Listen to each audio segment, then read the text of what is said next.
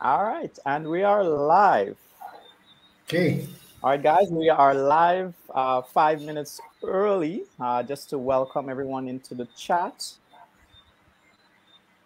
We welcome you All right. wherever you are. Remember to share the live, invite your friends and family, get them in the conversation.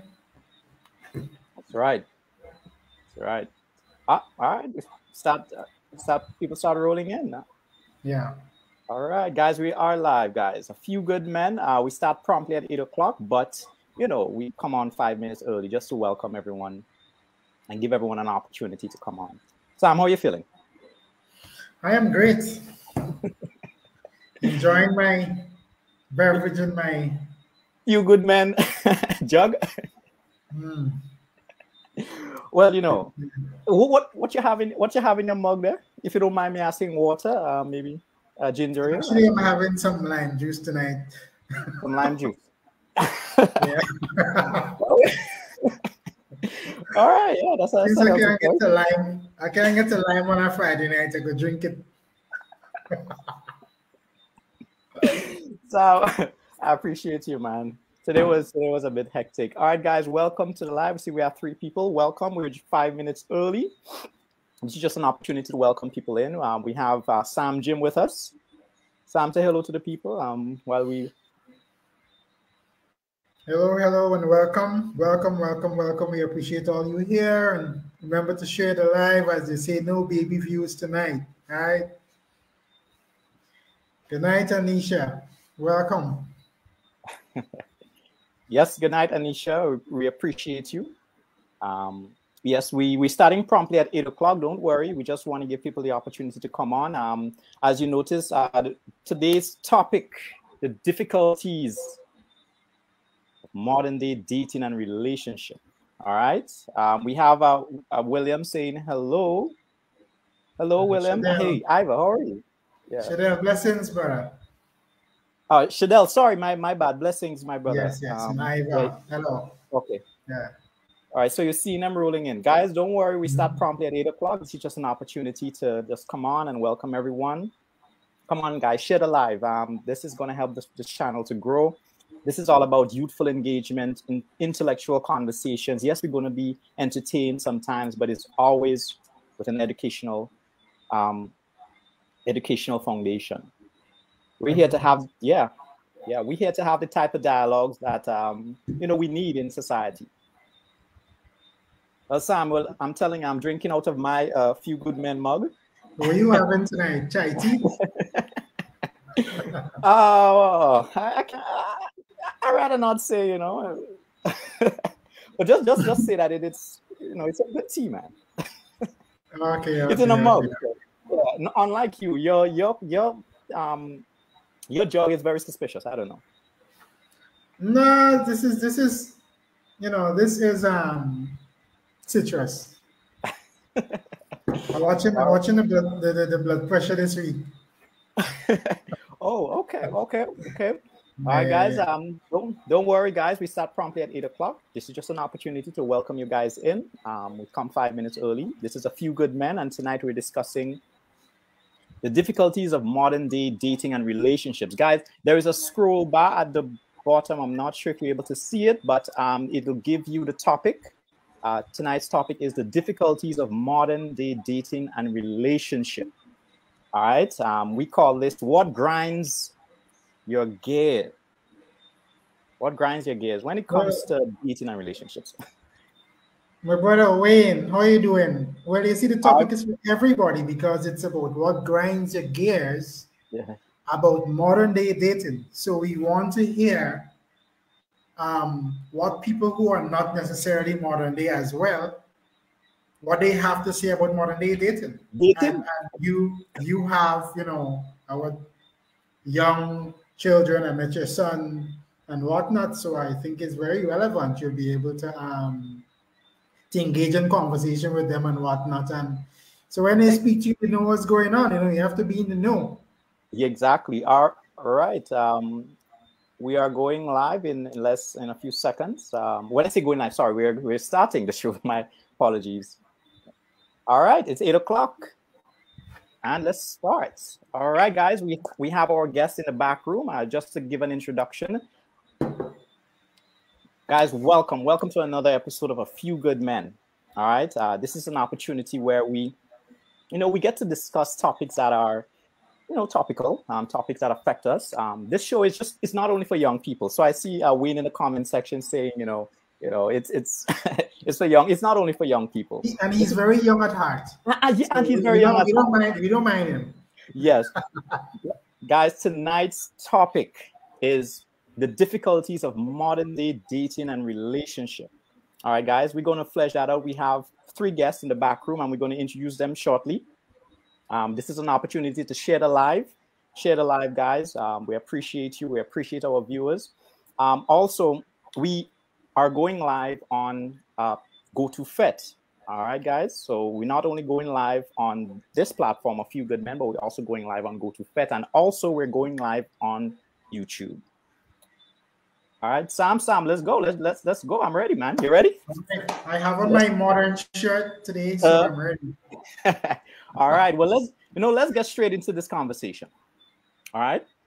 Now, I have 3 guests in the back room, and I'll introduce our first guest. Now, joining our discussion tonight is an entrepreneur, a promoter, and he's known for his elaborate and unique clubbing experience. Monty Eddie Greenidge of True Masqueraders has made his mark in the entertainment industry for hosting events such as Face Off. I've been to it, and which is really a premier party experience like no other. Now, Eddie will take the opportunity to give us some insight into what grinds his gears about modern day dating and relationship in a program we like to call Gender Feud Edition. All right, guys. Now, this is, when I say feud, don't get me wrong. This is intellectual sparring of words. Yes, Sam? This is not a fight. We're not fighting because I'll win. All right. So, Eddie, I just want to bring him onto the platform. Welcome, Eddie. Good night. Can you hear me? You're perfect, man. You're perfect. Welcome, I like our white. It's a pleasure to be here in such high esteem and to be on A Few Good Men. And when I look at your cast tonight, I must say, I hope I do justice to this platform because your cast look very, very, very. The ladies I see you have advertising. I think one of them was from UE and a journalist. And I really, really look forward to this conversation, and we could really do this conversation justice. You understand? That's right. That's right. So I want to really say thank you for having me and giving me this opportunity. Wonderful. All right, we appreciate you. You can handle yourself, Eddie. Yeah. I hope we're talking about the same thing, right? All right, guys, let's jump in again. We have another guest. We're going to be introducing our female guests now. Also joining our gender feud discussions regarding the difficulties of modern day dating and relationship is Alicia George, a Dominican journalist practicing in Antigua and Barbuda. All right, she's the founder of the Wadadli Unplugged multimedia agency, and she's a journalist, as I said, for the Antigua Observer News. All right, so I really like to welcome Miss George to the platform for the first time. Welcome. Hi, good night, everybody. I see Eddie stole my color. Eddie stole my color, but that's fine. I'm actually looking forward to a very interesting and engaging conversation because that's something that we talk about every day among ourselves. So it'd be very interesting to hear the views of other people from different parts of the Caribbean. Yes, I just want to put a plug in here. A topic like these, I reached out to obviously I'm Grenadian, so I reached out to females that I know would be interested in topics like these and are very opinionated about certain issues. They're strong on their position. However, I was unable to book any local guests, so guys, I went regional. All right, because this is a regional show. This is a global show, yes, Sam? Of course. Yeah. So I mean, I decided, you know what? If our people are a bit shy, let me reach out in the region. So thank you, Miss George. We appreciate you.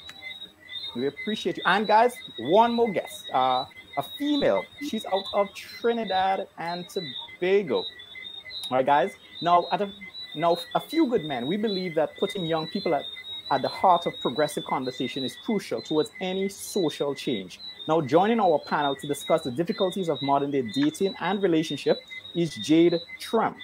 a student at the Institute for Gender and Development Studies at UWI St. Augustine, where she's currently pursuing her Master's of Philosophy degree in Gender Studies.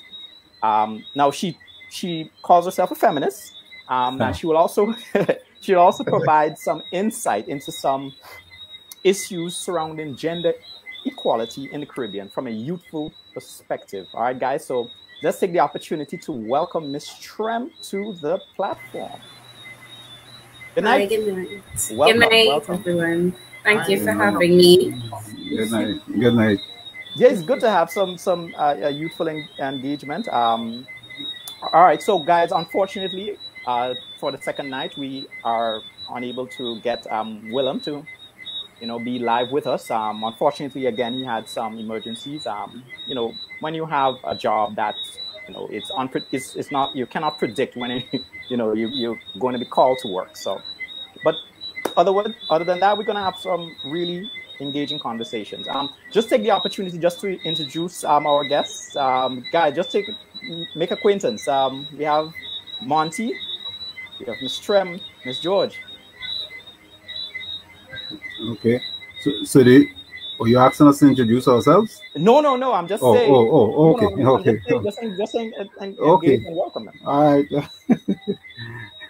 So, Thanks guys, for having us, man. Wonderful. All right, guys, let's get straight into this conversation. And I think, the gentleman way is to allow the ladies to go first. Sam? Yeah, why? You have to be cordial. Why not? Why not? All right. Now, this show is called What Grinds Your Gears, all right? And my first question for the ladies, and I'm throwing it out to anyone, when it comes to relationship and dating in this modern time, and what grinds your gears when it comes to, a member of the opposite sex, us as men? What is the issue that you guys face, and what are some of the qualms that you would like to vent on this platform? Anyone, take it over. Anyone who wants to go first? Yes, that's gonna be me. I think it's gonna be you. Yeah, that's gonna be me. So, what grinds my gears in dealing with modern day relationship? One, a lack of planning on the person who asks, not necessarily the man, because the man is not the one who always asks. So people ask, "Oh, you want to go out?" Okay, sure. Then they proceed to ask you where you want to go, what you want to do. I'm sorry, you asked me to go out. You should have all this planned. Another thing is being over-sexualized.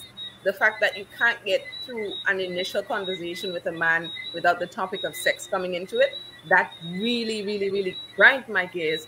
And another thing is that infamous question about what you bring to the table. Every time I hear that question being asked, I want to choke somebody. I just fling my phone. Because I'm like, what kind of question is that? Because it's always being asked in this condescending manner. Like, what do you mean? Is it that I'm not worth coming to the table? Do I have to bring luggage? Like, because you're pretty much telling me that my qualities and my characteristics are not enough, which to a certain extent is understandable. But, that's a different topic altogether. Oh, wow. All right, Ms. Trem, let's hear from you.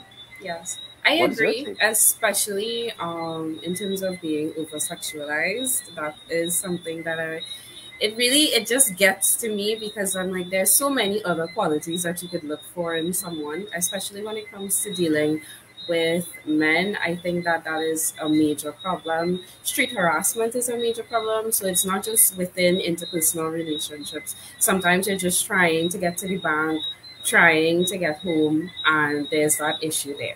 But I think one of the things that really also irritates me is this modern day notion of I don't need anyone. I can do everything by myself. And I think there's a difference between being independent and being way too independent, to the point where you think that you don't need to rely on others to get certain things done. And I think that is probably that's it for me. That's it for you. All right. I want to ask you a question as you're here. Now, what motivated you to pursue a master's degree in gender studies? Give us a background on that. Okay, so I started off initially doing psychology because I'm very interested in how people think, why people say the things they do. And yes, I still have psychology in my heart somewhere, but I actually took a gender studies course just for fun. And I fell in love with gender studies, and I realized that psychology and gender studies have a lot in common.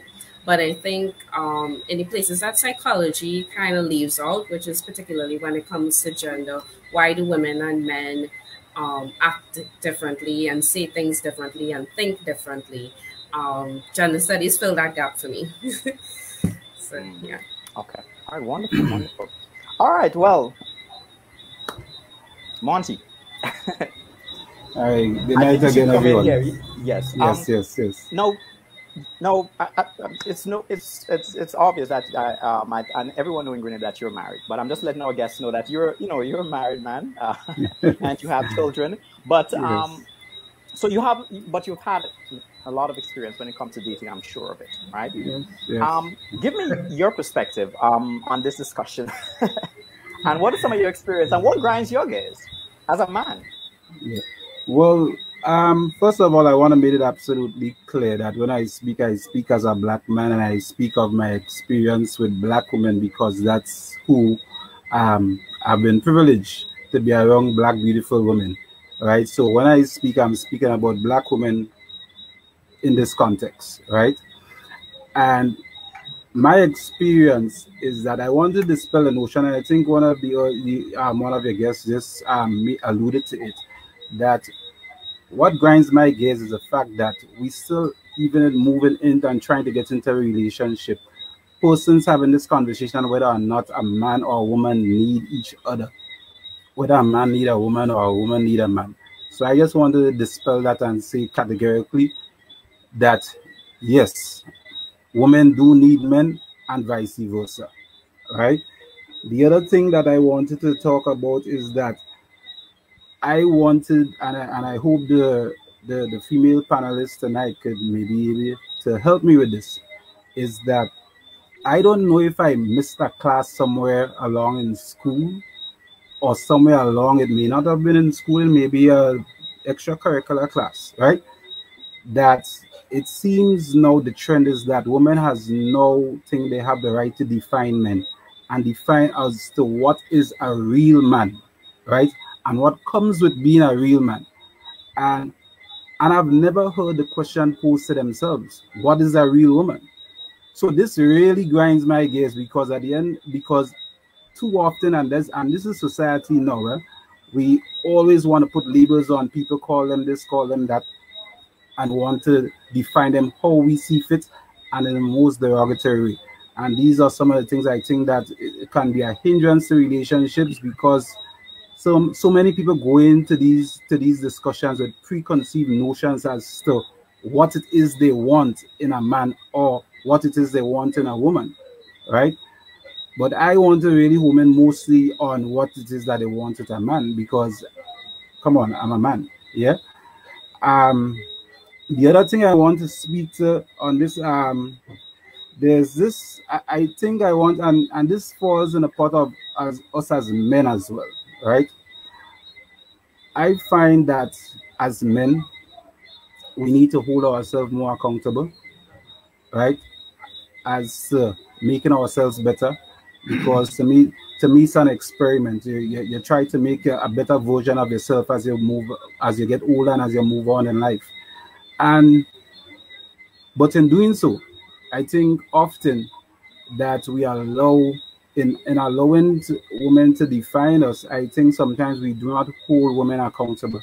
And what grinds my gears is that I think our men and my peers need to hold women more accountable in this modern day.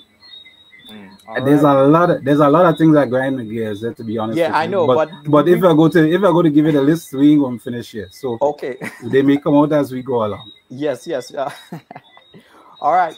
Well, ladies, I mean, you just heard a gentleman vent, and that's why this happening is because women have this platform where they can vent on a national level. But for men, where we vent is in the rum shop or in the barber shop. Sam. Yep. Well, yeah, that's so, what Sam, I just want to bring That's where you learn the most. But Sam, just hearing what our guest said, you heard what Monty said. You heard what our the two female guests said. There seemed to be a disconnect because someone in the comments was asking, let's define modern day dating and relationship. It's really dating and being in a relationship in a modern era where you have technology actually influencing our behavior and even influence our expectations, because social media, we go on it like the Instagram and the Facebook. We tend to see the best life. People present the best life on social media, but that's not necessarily the case in real life, right? So I want to ask Ms. George, I want to come in here. Now, in your view, what do you think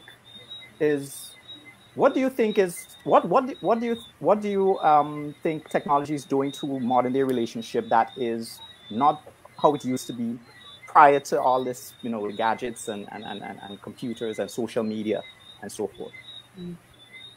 Yeah, so that's an interesting question. What is technology doing that it didn't do before? Yeah. I will state here, for starters, that even before there was social media, there was cable influencing how we behaved, how we interacted. It dictated what was cool and what wasn't, who was desirable and who was not. So yes, social media is the in thing now because ain't nobody watching cable. I'm trying to use my words very wisely because there was some things that Eddie said that I immediately wanted to respond. I know, but please, you'll get the opportunity to, but I'm just asking you. You can respond to it.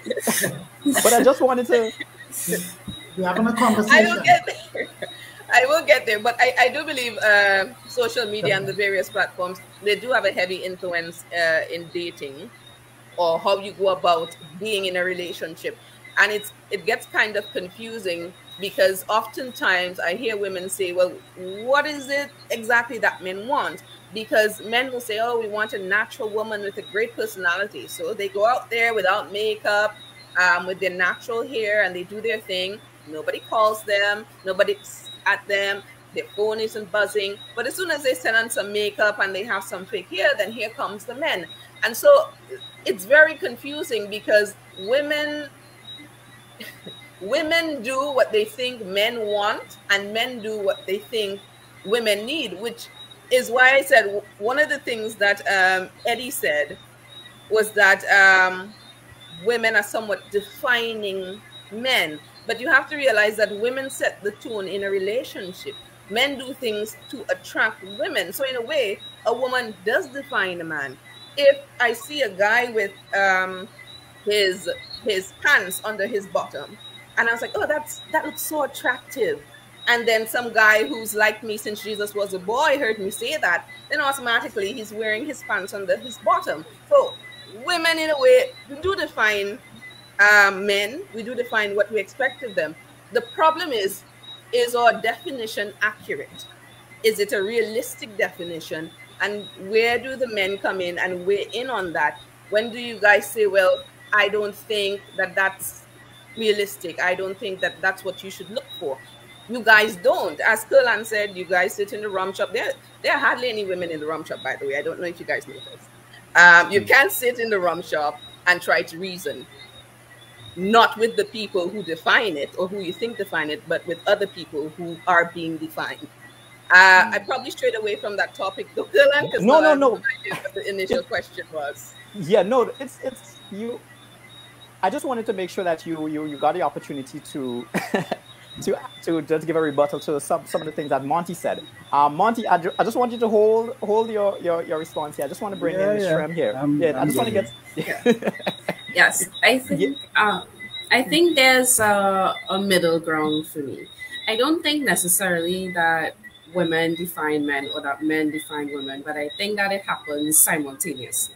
Because to say that a man has to be a particular way, for instance, there's a stereotype, a man has to be a provider or a man has to be strong. If a man has to be strong, then the counterpart to that, the woman can't be too strong either, because then he's not a real man or he's not a good man. So I think we kind of need to look at it simultaneously. It always happens side by side, and that's something that we talk about a lot in gender studies. And to go back to something that Monty said about women not being held to the same standard or not being held accountable, I disagree. I think that women are constantly under a microscope to behave a particular way, to say certain things a particular way, to dress a particular way, in a way that men are not. If we look at the way that women invest in beauty, makeup, hair, nails, the clothes, like women spend so much money in Pennywise every month in Trinidad, and it's it's insane because I know men who wouldn't even go to get a pedicure. So the standard is not the same, and I don't think that it's just women who define what a real man is, because men do that all the time. Men do it with their kids. When you cry and you say, oh, you're not a real man. Why are you crying like a girl? You're behaving like this. And that's like a girl, and you like pink, and that's too girly. When you're watching the show, and that's too girly. And by saying that, you are actually saying what a real man is, or what a real boy should be like. So I think that, we need to be a little more nuanced with that discussion. Oh, thank you very much, Jade. Thank you. Because the second point you made is something I want to get to. Okay, hold on. Sam, come in, yes. If for me, I want to start from the end and go backwards, because I can't remember much of my friends ever asking or expecting women to wear heels and long eyelashes and dress up, any particular way. Women do that on their own accord, and a lot of the times we are expected to accept women as they present themselves. And that can't be any fault of the men. Now, a lot of men that I know, including myself, we appreciate a woman who is, let's say, in her natural form. So I don't know, maybe it's based on society, but in Grenada, I'm seeing a lot of men appreciating women who are wearing afros and locks and all these things. These women are getting on that. Can I chime in on that? Yeah, sure. So it's interesting that you said that, because my thesis is actually on natural hair.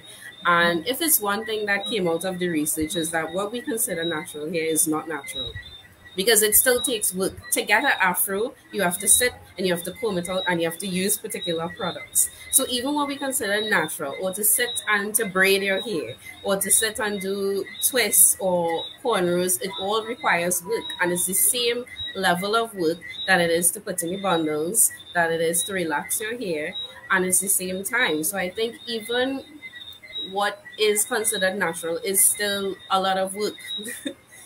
It is contextual, because natural, so this is what I'm saying. So you were saying natural takes work. Everything takes work. Presenting yourself takes work. However, right. So when we say natural, we mean you don't have a weave on, or we don't know what's going on under there. Oh, your hair is not processed. Because when it comes to the unpacking now, we realize that this is not a person who we met. So that's where a lot. So we mean that when a woman comes, if she has, her hair combed in one or whatnot, if a man doesn't find that attractive, and you believe that you have to put on a weave to attract a particular man, it means that probably you should not really pay that man any mind. Okay. What you should want is a man who would accept you as you are, and you don't have to put on a show. So I wouldn't want to be held as, like I say, accountable for anybody stepping out of character. Yeah. Because I believe that apart from looks and everything comes personality and whatnot. And somebody said that men like the dressing up and whatnot. This is what we have to come to accept, because day in, day out, you'd see women saying, hey, I do it for me, and I want to put this on, and you can't tell me what to wear, and you can't put it in a washing machine. So it's not about us. So we are just, I don't want to say settling, but there are times that we are going to like the combination. But then one day a woman might wake up and she wants a very loud red updo, and we just have to accept it, because if sometimes we believe that if we comment on it or say we don't like it, oh, you don't appreciate me and what I do and I try to look good for you. So while you're saying you like a particular thing, if you're given the opportunity, the woman still wants to do her own thing. So it's just a matter of leaving people be. Okay, Sam, let me just come in here. All right, hold on. So let me just come in here. I just want to take the opportunity to welcome our guests tonight. Please hit the like button. Please, every time y'all hear something that y'all like, just hit the like button.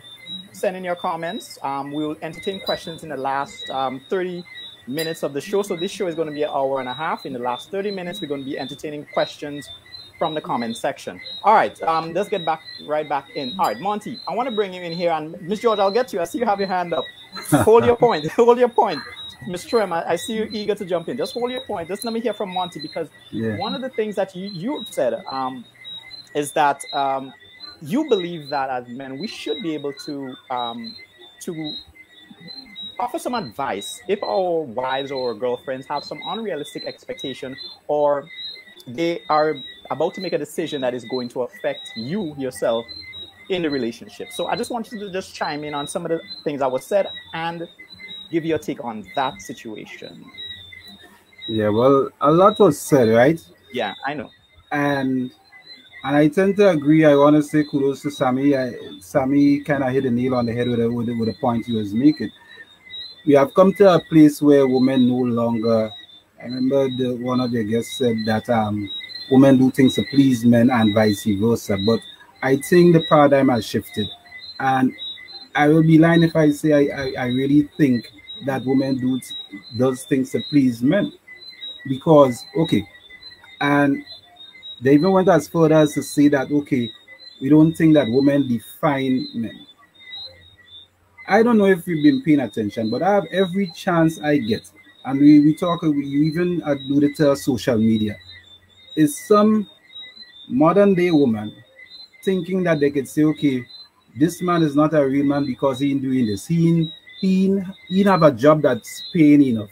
He all kind of different criteria that they come up with. And it's back to what I said, grind my gears, because we listen to people trying to define us and saying, okay, we're not real men because we're not doing A, B, C, or D, right? But yet, these same persons are the ones that keep moving the goalposts and keep redefining what beauty is. As Sammy says, I love a natural woman. I want my wife have natural hair, right? And even previously, when I was in a previous relationship, I bring my wife, well, not my wife, my girlfriend, I say, going by the barber, take all that, relax. We're taking all this process here. You understand? But we have modern day ladies that figure beauty is artificial eyebrows, artificial butt, artificial eye color, artificial hair, artificial breasts, artificial everything. You understand? But yet you think you have the right to define what a real man is. And that is why I'm saying that men need to start holding them more accountable, right? And I think a lot of the times men, for peace sake, right, don't go down that line, because, okay, if you go and you address a woman, an issue when it comes to a woman, whether it is, let's say, let me give an example. If you find a woman is overweight and you say, okay, this woman, you need to lose some weight, it is your body shaming. You understand? That's the world that we're in today, right? We can no longer have a conversation where we could talk as two human beings, have objective opinions, and agree to disagree on certain issues, right? And the thing about it is that what we don't understand, even in the context of relationships, the most important thing that you would ever do in this life, whether you want to accept it or not, is picking a partner, because picking a partner is basically the catalyst for your future, or your life is going to be, whether your life is going to be a living hell or whether you're going to have peace, right? Okay. And as I say, I could go on and yes, on, but I'm trying to be, Yep. So let me just come in right here. So, all right, I want to give the ladies the opportunity. Monty said a lot. Ms. George, I want to start off with you, and I want you to just flesh out your take on some of the comments that Monty has made. All right, go right ahead. All right. Firstly, let me start by saying that most of the things that we're talking about, characteristics, things that start from overseas internationally that kind of trickle down into the Caribbean, first of all, because some of the things that you describe about fake eyes, fake hair, majority of the women I know are not concerned about these things. They only become concerned when they think that that is what men like to see. With that being said, you said that women need to be held accountable. Let me just say this. Women, especially Black women, do not escape accountability. All right? We never have. I don't know where you guys get this wild idea. We're held accountable for everything. If I have a child with a man and the man runs off and I'm working 2 jobs and I had to leave my child at home alone and something happens, then all of a sudden I'm a bad mother. Nobody asks, well, where's the father? So women have always been held accountable. And I think a bit that men feel too entitled to what women can and cannot wear and cannot do. You're saying if your girlfriend or your wife wakes up one day and she has red hair, you feel like you can't tell her anything. You can tell her, babe, you look different, and move along. because that is her body and that is her choice. I cannot. Monty behave. My boyfriend decides to go bald today or tomorrow, I'll be like, well, that's different. I probably don't like it, but that's different. And I mind my business because that man is a man unto himself. And I don't think it is totally correct. Because as I said to you, I think women in a way do define men. But men also define men. I've heard men all over the place on social media, in front of me say that, well, that man is not a real man. Men contribute to that as well. And you have women who listen to those men. You have women who listen to their friends. So again, it's a discussion that needs to be had between both genders, because you talking to your boys and me talking to my girls is never going to solve the problem. All right.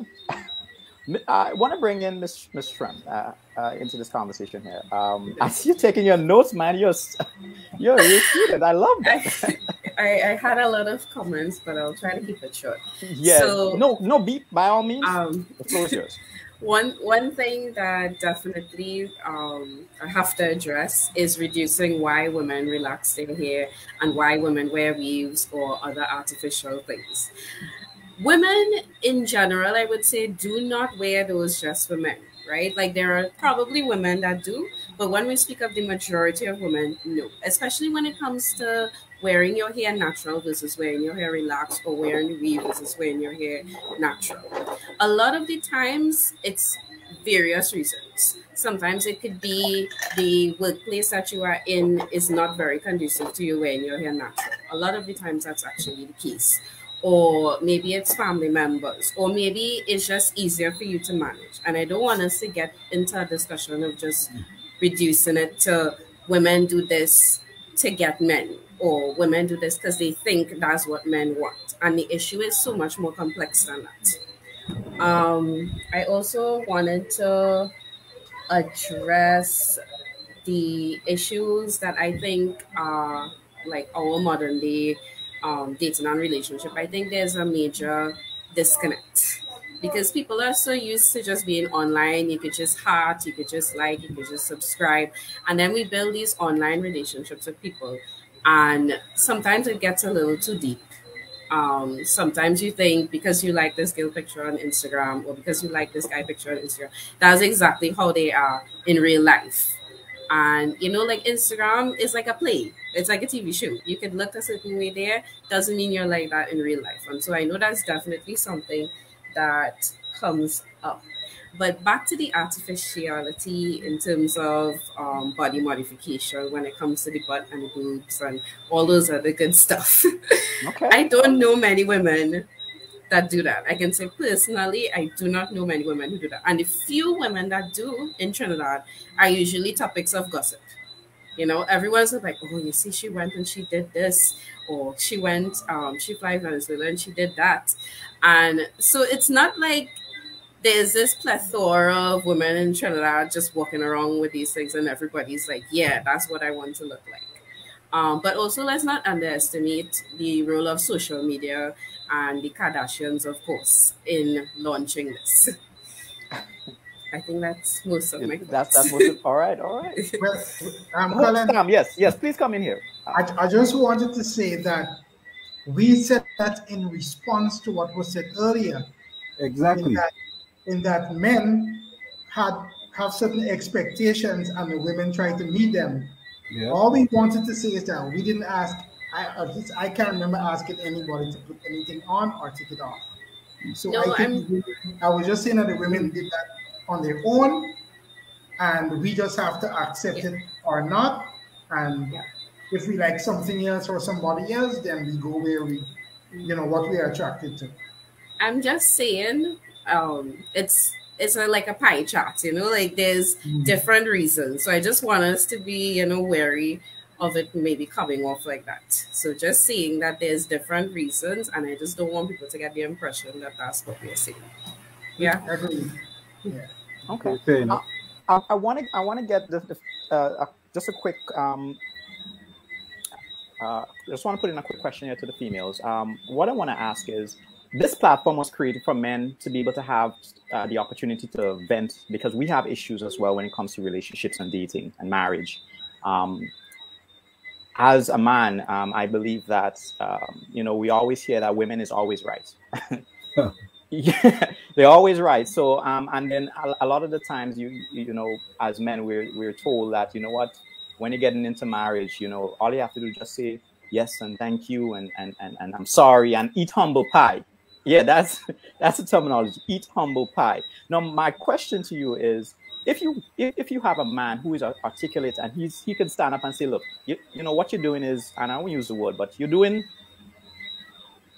sugar honey iced tea. Sugar honey iced tea, yeah. Yeah, I can't cuss on the live, but yeah. Let me get your take on that. Do you think that man is now, toxic? Or what's your take on a man challenging you? Miss George, comment on that one. Miss George. If a man doesn't challenge me personally, he isn't my man. I'll be quite honest with you. But would you take the challenge? Again, my question is, would you take the challenge and in good faith? Ways to see this.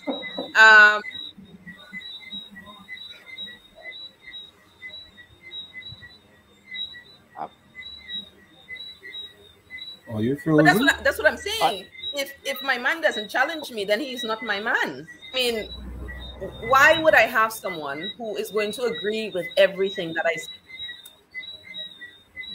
How can you hear me? Yeah, you're breaking up, but you're breaking. But we're hearing you now. A little bit delayed. Can you guys hear me? Start over again. Yes, we're hearing you now. Yeah. Yes, we're hearing you perfectly. Sorry, guys, in the live, the internet is. But all right. So I was saying. Go ahead. Oh, I was saying, if a man doesn't challenge me, then he cannot possibly be my man. Because what am I doing with someone who cannot call me on my bullshit? I think that's the word we were looking for. If you cannot call me on my bullshit, then why would I need you? I don't want somebody to just agree with everything that I say. That means I'm not growing, you're not growing, the relationship isn't growing at all. And I'm glad that you guys have this platform where you can talk about things, because you guys certainly don't talk to us. I have literally been in relationships where I had to beg a man to open up. You can see that something is wrong, but he doesn't want to say. They're like, oh, no, I'm okay, I'll handle it. And in some situations, I could have helped. For example, especially if it's a financial situation, I don't know if men find it demeaning to kind of talk to their woman about if they're having financial issues. Because if I can help you, why carry that burden on your own? So if a man isn't calling me up on my bullshit, and it's the way that you call me up, you don't have to embarrass me. You can say, babes, you were saying some things earlier and I don't think that was correct and weak. I like a communicator. If we can't do that, we can't be together. Long and short of it. Long and short of it. Okay. All right. Sam, I want to get your take on what I said, and Monty, you would have the floor next. So Sam, let me hear what's your take on that. Well, I agree that we should be able to communicate and challenge each other and express how we feel about certain things. And but I'm glad the point was raised regarding finances, because what I see online a lot is women bashing men for not having their finances in order. And so men would tend to gravitate towards women who probably would have less than them or depend on them or whatever it is. But women are actually criticizing men unfairly. Sometimes there's a very legitimate reason as to why things are not together. And it is very unfortunate to see what's happening. And so the men feel belittled and entering in a modern day relationship, I would say, where a man has less than a woman. A lot of the times, and I'm just talking based on what I witness and hear, but the women tend to dominate these men because the man comes with less, and so he's thrown in a corner until he can contribute in any kind of meaningful way. And but it's sad. Okay. So I don't know if Eddie agrees with that. Yes, let me bring in Eddie here on this. Eddie, yes. comment on that. Yes. Yeah. Yes. Well, I would like to say that to a large extent I agree with what Sammy is saying, but to go a step further, first of all, I want to dispel this whole notion of, before I say that, all right, to just address, okay, if you're in a relationship and you cannot call out your mate, as my fellow panelists said, on the bullshit, then this is a dysfunctional relationship, right? So I'm in 100% agreement with that. And speaking from the male perspective, right? I'm one of the people that believes that when it comes to relationship, there's a hierarchy, right? I'm not one of the advocates of the 50-50. I think just like any other group, that just like any other social group, there should be leadership, right? And as a man and as the husband, and I'm speaking as a husband, I think I am the leader of my, family, because I have kids, right? And generally, when I give my perspective, most of my perspective would speak to that of a marriage, because ideally, right, relationships supposed to lead to marriage, right? And because that is what it's supposed to be, right? All of that you should be taken into consideration. All the discussions you should have in the whole courtship period and all these things. These are things that are supposed to be discussed from day one. What are your expectations? What do you want from me as a man, as a woman? What are your expectations, right? So as I said, I don't want to go on because I could go on a lot, right? True, but I believe that, yes, you in a relationship, you have to be able to call out each other. And as a man, I just want to go a step further, right? And I do, because I know the natural thing is for women to come and say, okay, oh, that song's male and chauvinistic and whatever it is, and no 50-50 whatever it is, right? Oh, okay. As a man, right? And as a good leader always look to his partner for assistance in making decisions. So this is not no male chauvinistic point of view that based, okay, that I'm the person in charge and whatever I say you have to, you have to do, right? So I just wanted to make that absolutely clear, because I know ladies may be in a group, next thing they're coming for me, you understand? And they're coming for you, trust me. Yeah, I know. I actually agree with you. Huh? You I actually agree with you. I think we should host the masterclass based on that. I do. Okay. Well, we were in white book. That's hold on. So you believe? All right. Okay, hold on. So, Ms. George, what you're saying? What do you agree? What? Just be very specific. What is it that you agree? When he says that he believes that men should lead the household and there should be communication, there shouldn't be any 50-50 because the man is the breadwinner. That's what we expect. And I think people kind of get the wrong idea when we say that the man is the head of the household. They think that the man is there to control you and whatever, but the man sets the tone in the household. That's for me, that's how it's supposed to be. The problem is, can I find a man to lead me? And I also agree with what he said. When you get into a relationship, the aim is to get married. People are dating for dating's sake. People are not saying what they really feel. They're not upfront about where they want the relationship to go. And that is personally the reason why I don't want to date, but I don't want to be in a relationship, because I don't want anybody to string me along. And women, and I think Jade may be able to agree with me here.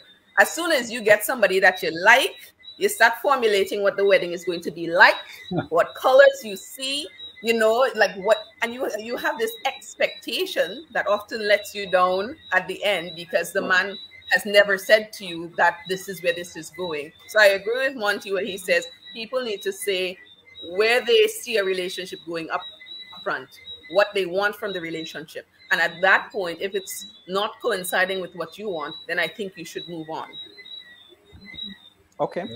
Ms. Trump, I know as a feminist, I was taken aback a bit. You know why? Because when Ms. George said that, you know, she believed that the man should be, you know, the head of the household, I'm hoping I'm quoting you.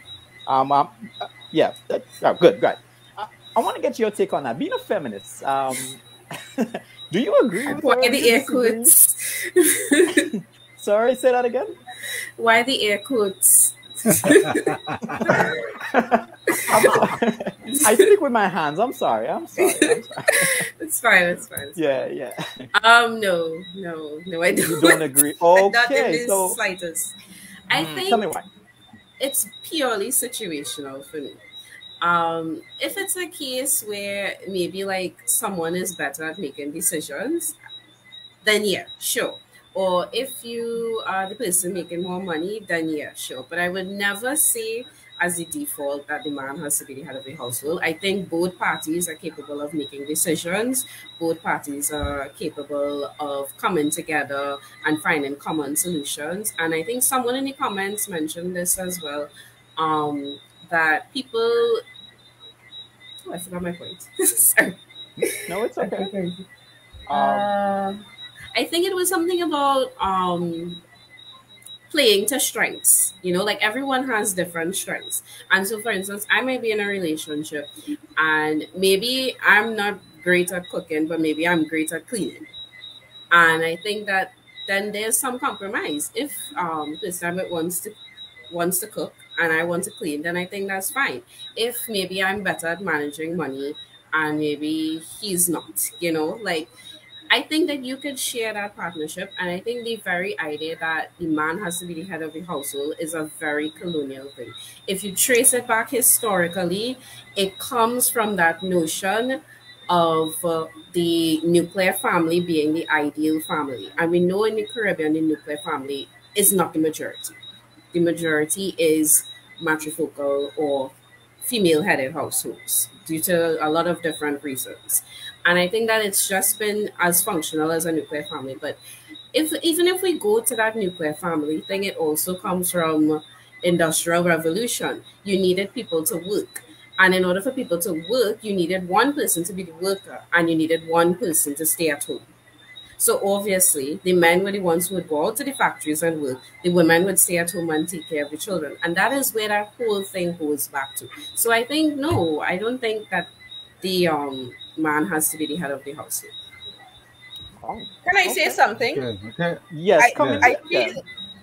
I feel like we're talking about two different things here. Monty spoke to the man being the leader of the household. You're speaking to the breadwinner. The breadwinner, in my opinion, is whoever makes the most money. And certainly in this age, it's not necessarily the man. But at the end of the day, and again, this is why a lot of men feel demasculated or demasculated in relationships, because they can't be the leader of the household. They're not the breadwinner. You as a woman, get to define who they are. At least that's how they feel. So what exactly is it that they have to hold on to? And then when men withdraw themselves from communication, or when men commit suicide, we wonder, oh, but why did this happen? Because the man doesn't find that he has a place anymore. And again, as you said, Jade, it's based on the situation. Okay, a man might agree that he wants to stay home. He wants to be the house husband. while the woman goes out to work. Or they might want to do a 50-50 or 70-30.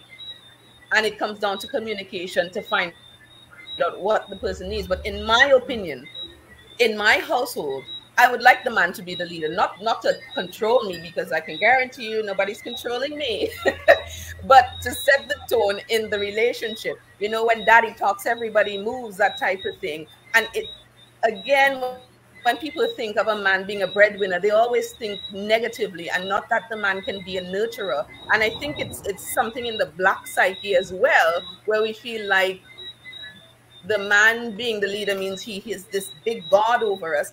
And that is not the case. A man can be just, let me not say just as, because women are special with the nurturing, but they can be soft, they can be, they're able to raise kids as well. But if they don't see themselves getting the opportunity to do that, if you take everything away from them, then where does that leave them? And a lot of people who say they're feminists, and I have no problem with female empowerment, but just like people are getting toxic in relationships right now with them saying, well, I'm all good by myself, it's almost like you're doing that to the male. You're doing that to the man when you take away those things from him.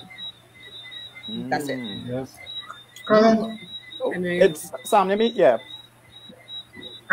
We spoke about the Industrial Revolution and colonialism, but that's not where it started. Because if we think about the days when the men were the hunter-gatherers, there were very defined roles in where we came from, which is in the motherland. And historically speaking, if you look at all the markings on the caves, you would see that the men who are physically stronger than the women did perform a particular role. The men went out, they hunted, and the women did certain things. It doesn't mean that the women are less in anybody's eyes. They have a very important role. They do things that men can't do or don't do naturally or normally, I should say. But I like to look at the beginning of civilization in a lot of instances. Because when we start talking, we want to jump to the 1950s and 60s and 40s, but we forget that there was life before that. And we have to look an infinity past to understand who we are as human beings, because a lot of our primal instincts are playing out and we're battling. And this, we are actually a modernized human being. But I'm going to tell you this. In my household, when I go to work and my wife is at home, especially on vacation, the children are usually happier. She says that. She says she prefers when she's at home on vacation because the children are happier and the whole air is light. When you have two parents especially competing out there, coming home tired, it is actually affecting family life, and nobody's thinking about the children that we raise in these kind of environments. And this is actually affecting our society. So it's not to say that certain roles should be frowned upon, but we have to decide is either A, both of us working and we're not thinking about the family now, or B, we have end game, we want to have a family. Because I'm telling you, a lot of the problems that we have today is because we have two tired parents coming home and they cannot parent. And I don't have maternal instincts, and I am not physically equipped for motherhood, right? And a lot of women wish that men could carry babies, but we can't. And a lot of men, if they could, they would, but I wouldn't. I'm not built for that. That would break me. But I'm just saying that having defined roles doesn't necessarily define us as a person, and it doesn't make it any less important. So while we're looking for women to be recognized for their input in society and equality and whatnot, I'm just saying that you don't necessarily have to be equal where certain things are concerned, but you have to recognize that we're different. And it's because of our differences that is what makes us compatible, because we work together as a unit. We can be the same. And even if you have a gay couple, I'm almost certain that you wouldn't have two people be in the same way. That's not how relationships work, regardless of what a relationship is. So right, Sam, we get confused in things a little bit. All right, let me cut in here. Sorry to cut you, but I just want to bring in Monty. Hearing Sam articulate himself like that, what's your stance when it comes to clearly defined gender roles? And do you think that sometimes we kind of out of sync when it comes to that? Well, I must say I am proud to hear another brother speak like that, because often I think we, and I think in our little conversation I've said before, I think we have too much of beta males and no longer alpha males, right? That don't understand what their role is. And too often there's this narrative that, okay, because as he's speaking of functionality, it doesn't mean because a woman, and I'm not saying that a woman's place is in the home, but it is a fact that some people are better at certain things than others, right? And I'm not going to say that every woman, because there are no absolutes, right? There's always an exception to the rule. You would find a woman that is very bad at nurturing children, just like you'll find a man that is like a little pussycat, right? So I'm not saying that, okay, that this rings true to every single situation, right? But I just want to say that as we move forward in terms of relationship and in terms of family, and that's why I say I always speak to that of family and marriage, because that is the goal, right? And everybody has their function in which they have to carry out, right? There's a friend of mine that she might be on a live listening tonight, and I remember we always get into it, and she would say, okay, this men of the head come from our colonial masters, and there may be some relevance to that, right? But the fact remains that if you go back and look at our heritage and our ancestral heritage, there were always an order. As Sammy said, there were the men that went out, whether it was hunting and gathering, and the women took care of the children. The men fought the wars, and it is the same today, right? It's the same men that go out and fight wars. It's the same men that go out and, for instance, do the most dangerous jobs. And sometimes I think we get carried away in the name of femininity, and sometimes to some extent toxic femininity, because I don't want to put any woman in a place that they don't want to be, right? But I think our purpose on this planet is for survival, and survival comes through procreation, right? All living organisms on this planet, their primal instinct is to survive and to reproduce, and that's in the context of human beings. We talk of legacy, right? And when we talk of legacy, because yes, and that's the beauty of human beings, because we could be Sammy and myself, we could be two people that come from poor parentage, and because we have made that sacrifice and educate our younglings and our kids, right, and make sure that they get that education, and we give them that foundation, and we can build that generational wealth, so that not because you're coming to this as you say, poor and vulnerable, that means that in the years to come, that you could look at your name.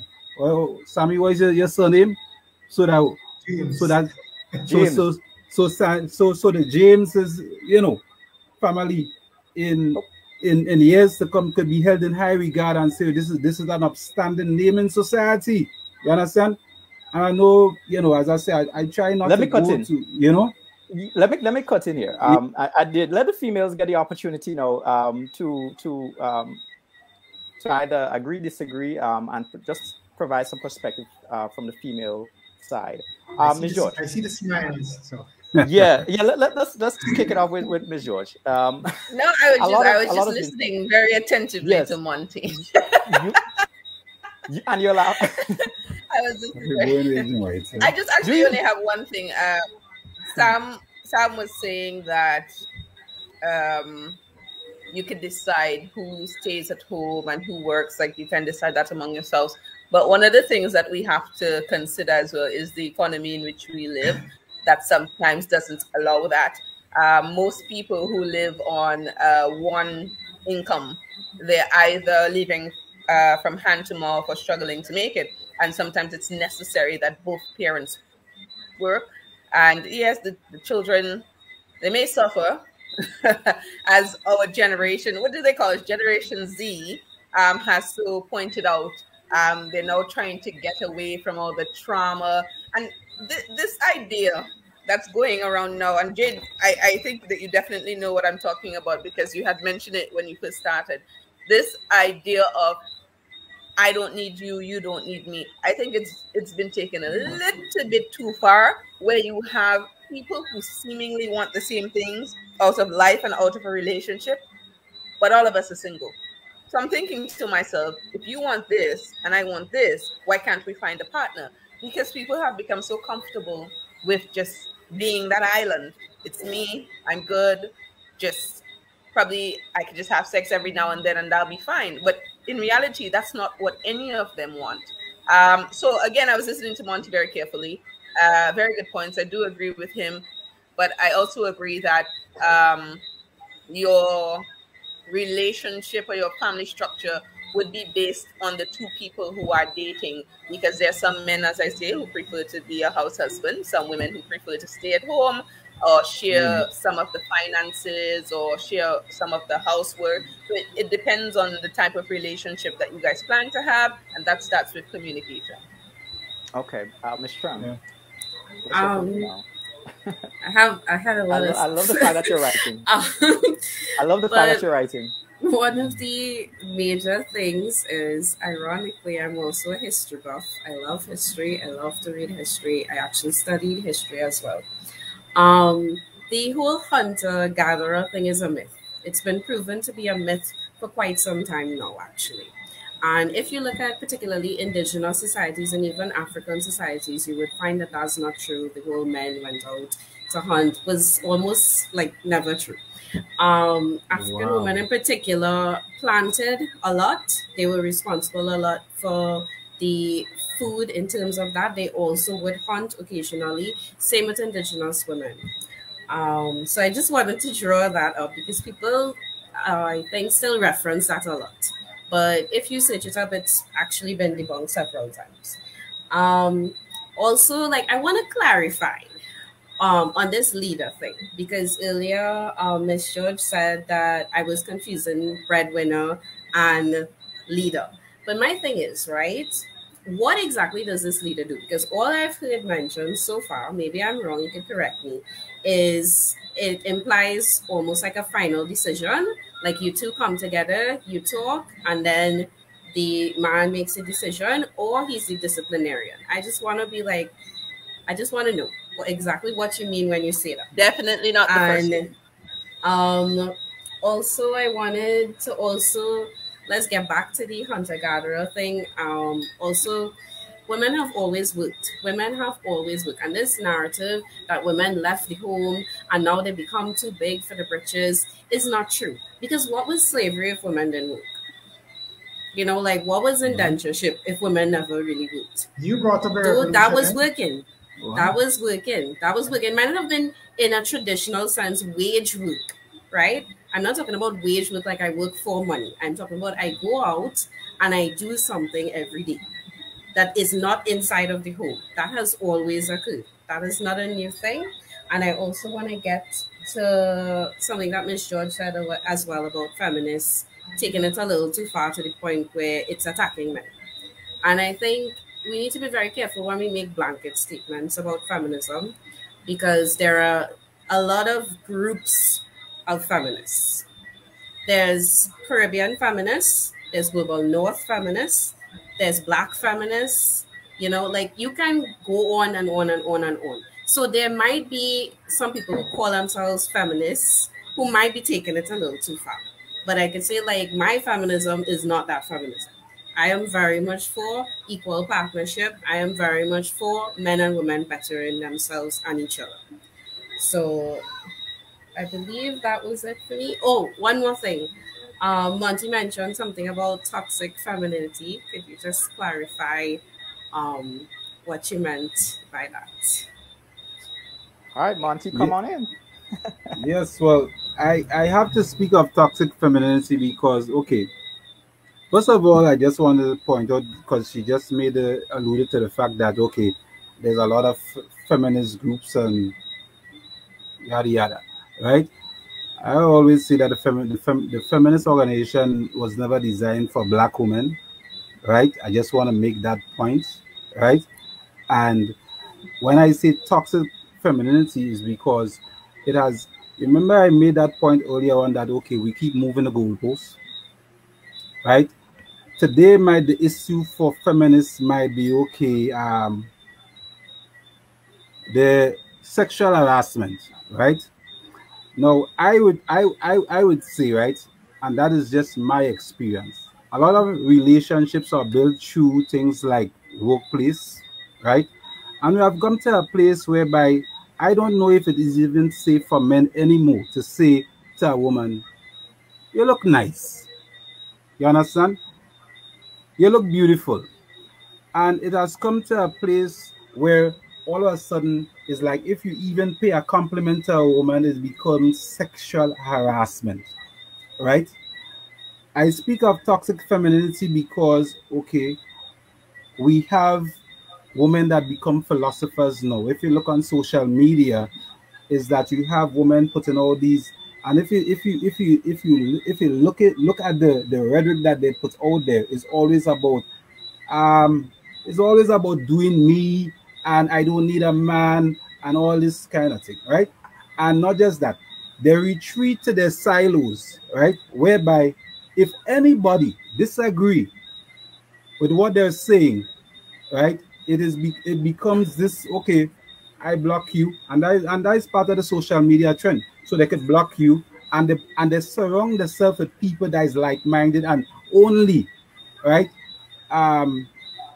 is of the same opinion as them. And to me, that's toxic. And you know why it's toxic? Because you see what this exercise that we're doing right here now is speaking to each other and being able to respectfully disagree.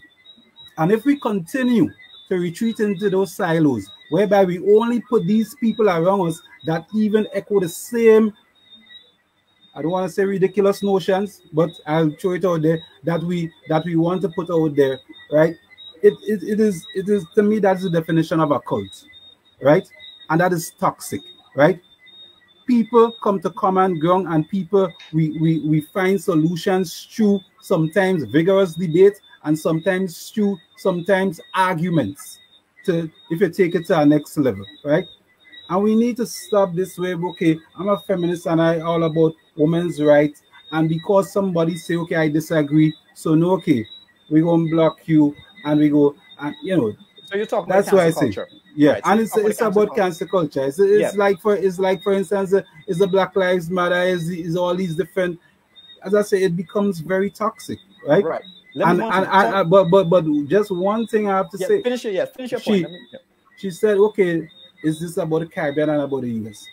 We can't say that anymore. Social media has defied all the boundaries when it comes to geography.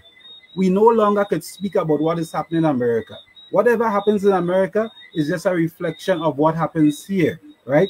Because lo and behold, as Ms. George said earlier on, before there was cable news, all these cultures that we now embracing is things that we see on cable and things that we see on social media. So when we see these things happening on these platforms, even if it is not very prevalent, we have to raise it, we have to sound the alarms, because I'm seeing it happening every day. Okay. Right? All right, Monty, let me just cut you out, Ms. George. You listen to what Monty is saying. Do you agree? And do you agree that the cancel culture is really taking it a bit too far? I hate the cancel culture. Why is that? Tell me. I feel the cancel culture is just canceling all of my childhood, to be honest. And they've become just so petty. It's like you can't take a joke anymore. you can't take a nice punchline. I mean, look at the whole Dave Chappelle thing. You know, the man's a comedian. He makes jokes. And the funny thing is, when Dave Chappelle used to make jokes about black people being crackheads or being weed heads and all those things, everybody was laughing because it was funny. It was fine, yeah. Right, it perpetuated what they thought they knew about the black person, and now it's happening to a different group of people, and all of a sudden it's like cancel Dave Chappelle. No, let's listen to everybody. You cannot force your opinions on people. So I absolutely hate the cancel culture. They take things way too far. They're sometimes really petty. Again, Monty has his points because he has his own thinking. It works for him in his marriage. And I'm sure it would work for some others as well. Sam, I'm sure, has his own structure. Jade would prefer her structure. I would prefer mine. And mine is somewhat borderline, I guess, between what Jade believes and what Monty believes, because I'm just swinging back and forth, because I consider myself to be very dominant, very aggressive. I don't take bullshit. However, if I can find a man who would allow me to, or give me a reason, I should say, why he should lead me, then I will follow. Not follow to the depths of the earth, mind you, but you're making sense. And Jade, what you asked me a question as to whether I thought leadership meant that he had the final say. No, I definitely don't. However, I do believe that there are some discussions that the man ought to bring up for, you know, so that you two can the people in the relationship, can dish it out. I don't believe that he has the final say. I think there are times that you guys need to agree to disagree. I think everybody has their strengths. There are things that a man can do that a woman can't do, and vice versa.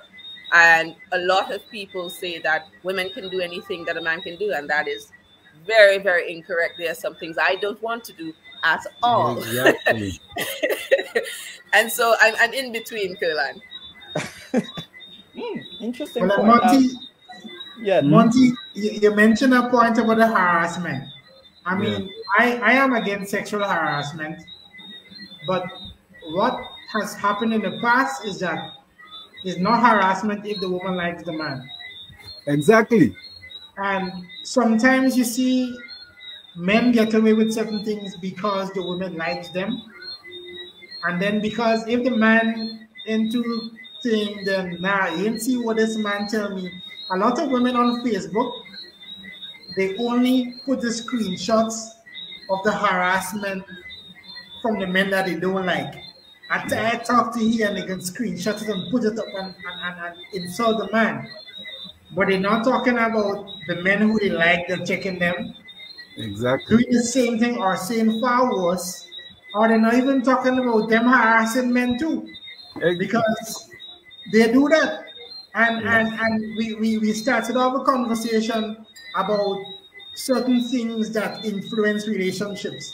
And a lot of the times, men see the sexual part of women before they even get to see the women. So sometimes it's not just the men, but if you just scroll through Facebook, the first picture you see of a woman, sometimes you don't even need to know, is a woman bikini. And so I have to look past the bikini and peel all those layers and then try to get to know you. And while I should not be objectifying women like that, at the end of the day, right? Men are attracted to what they see. And if you show men sexuality, that's what they're going to want. And I'm not making any excuses because a man would see in a full gown and could still be nasty. Yeah. But I'm saying that sometimes how you sell yourself, that's how the person wants to buy it. And then we want to change the narrative and say, no, I am more than what you see. But it is also distracting sometimes, and you know, we try to gather ourselves and it's just so difficult. So if you want someone to see a particular thing, then I think that is what you should be selling, right? You know, so that there's no confusion. Good. Hold on, Mr. Shrem. I see your mouth open there. Let me hear what you have to say about that. Okay, so moving away from social media, which I always say is like a fictional version of our own, real in some senses, but mostly fictional with all the lighting and the filters. Moving into real life when it comes to sexual harassment, and I can tell you, every single woman I know could be wearing a garbage bag walking down the road and still get unwanted advances from men. Always. And what so, is like, unwanted advance? unwanted advances, I can't even say it out loud, the things I've heard. Really sexual, really inappropriate, very unwanted. And I can tell you, I can be in my yard hanging clothes. I can be walking on the road. I could be on my way to work. I could be in school. I could be anywhere. And it happens. And I can say almost every woman I know has to deal with that constantly. Unwanted Facebook requests, unwanted messages in your DMs, always. And so when we think of sexual harassment, it's not that men can't say anything anymore, but there's almost like an invisible screen that men don't see. You see your message, she sees 100 DMs from men she doesn't know. So, you know, like there's something that you really have to take into consideration. And I don't think women tell men enough about it sometimes. So that men think that it's just that she's ignoring you because she doesn't like you, or she's being rude, or she's blocking you because she doesn't like you. But it's ignoring the years of people messaging her unwanted and saying things like, hey, and you think it's going to be a normal conversation. And it leads to something really inappropriate, like unsolicited pictures of things we don't need to see. So also, sorry. No, it's okay. It's okay. So how does something come from being wanted to unwanted or vice versa? Because you say unwanted advances, right? Unwanted. Facebook requests. Right. And Facebook requests. Let me ask you this. You are walking down the street, right? Let's move away from Facebook. You are walking down the street, right? Somebody of the opposite sex, a gentleman sees you, he finds you attractive, and he wants to say a word to you. Say, good evening, Miss, Madam. I find you attractive. How can I get to know you better? Right? How do you distinguish between this being unwanted and being wanted? Because you can say this is unwanted. You might be going you're going to do your business and you're not in that frame of mind and you don't want to deal with that today. But he can find another woman that is equally accepting to such an approach. So then if you're talking about an unwanted advances and unwanted whatever the case, or Facebook or whatever, however you want to categorize it, right? There's no way you as a man can know what is wanted unless he makes a pronouncement, unless he makes that advance. And that is what I'm saying. Yeah. And that's what I'm talking about. And I'm not saying, and I don't want you to misunderstand, I'm not saying this is toxic, that you're toxic or anything. And that's what I'm talking about, toxic femininity, because it has come to a place whereby men no longer know what the rules are. We no longer know what it is. How are we supposed to approach you just to say that I'm interested? I find you attractive, right? How are we supposed to do that? Are we psychic? Are we supposed to know what's in your mind that watching that today I don't want that? Right, Monty. Let me give her the opportunity now to respond to that, because you asked a question. I'm interested to actually hear the answer. Yes. Anyone? Yes. It's a simple definition of unwanted. I don't want it. If I am going to the grocery store, I don't want you to speak to me. It's simple like that for me. I don't know if it might be different for other women. I am on my way to school. I am going to school. I am not looking for anybody in the road to come and tell me anything. And I want to go back to this point, and I want to give you, like, if I leave my house to go to, let's say, to you, let me tell you what happens. I leave my house, I go to take a taxi. On my way, there's someone by the corner, and I can tell you because this is my everyday life. There's someone by the corner, there's a group of guys who hang out who are going to tell me something or force me to say good morning and then say something inappropriate. I'm going to go into the taxi, hope that the taxi is not a creep. He might be, and still say something again. I'm going to reach to Chaguanas. Someone is going to tell me something again. I'm going to reach from Chaguanas to Kirap. Someone is going to tell me something again. I'm going to walk into Yui. The guard might tell me something. And that is every single day. I could be going to work, I could be going to school, I could be going to the bank. So when you say distinguishing between unwanted and wanted advances, that's not even a problem. Your advance is one advance for the day. Like, out of how many other men are going to tell you inappropriate things? So the issue is not even that you want to get to know someone. It is that you are dealing with a situation where you are possibly carded as one of the creeps. It's not your fault, and it's not her fault either.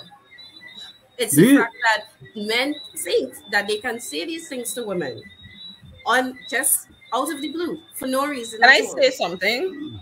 Yes, sure. Please come in there. Okay, so the confusion I think for Monty is that I don't know that you've gone through all these experiences throughout the day. So I approach you and, you know, I ask, you know, I say something to you. A few points. One, Monty, I have rarely ever found a man approach me and ask or say hello that way. Not never. Okay. I have rarely ever had a man come up to me and say, "Good evening, miss. You know, I find you looking nice. I wanted to talk." Not never. It's a miss, you look good. Your ass look good. Your this look. It's a tune-up. It is an absolute tune-up. And yes, you can ask once, but when the person says, "I'm not interested," and you proceed beyond that, to me, that is unwanted. Fair enough. Fair enough. What Jade was saying as well, I know a lot of men, I don't know if you guys think that women exaggerate these things, but it is very tiring and it is very frustrating as a woman to step out of your house every single day. I don't even go anywhere. I have a friend of mine that I talk to about this all the time. I tell him I don't go outside because I don't want people to talk to me. Because every corner that you turn, it's the inappropriate comments. And by the time you probably reach to someone who actually wants to have that proper conversation like you depicted, Monty, you don't want to hear them because you're tired. Yeah. Yeah, but based on, so I want to ask Jade a question. Based on what you said, all advances, it sounds like, are unwanted.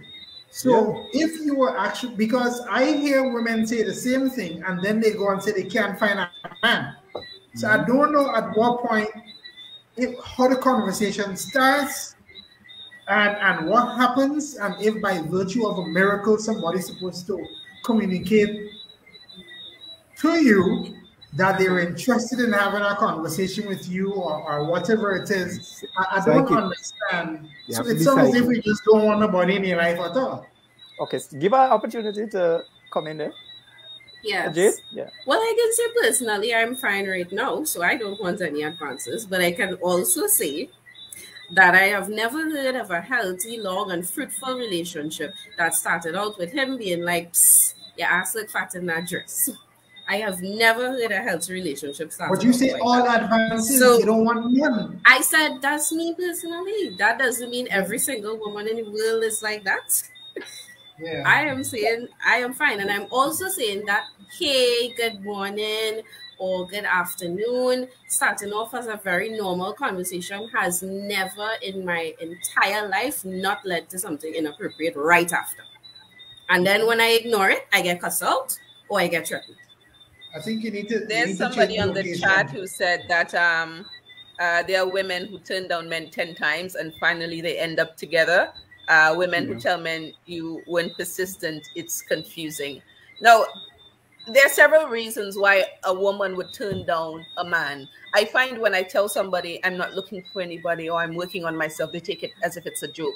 They try to force their way through and they say, well, you just haven't found the right man. No, I don't like you. I am not looking for anybody. So I don't know about the men who try 10 times and finally get the women. It could be growth.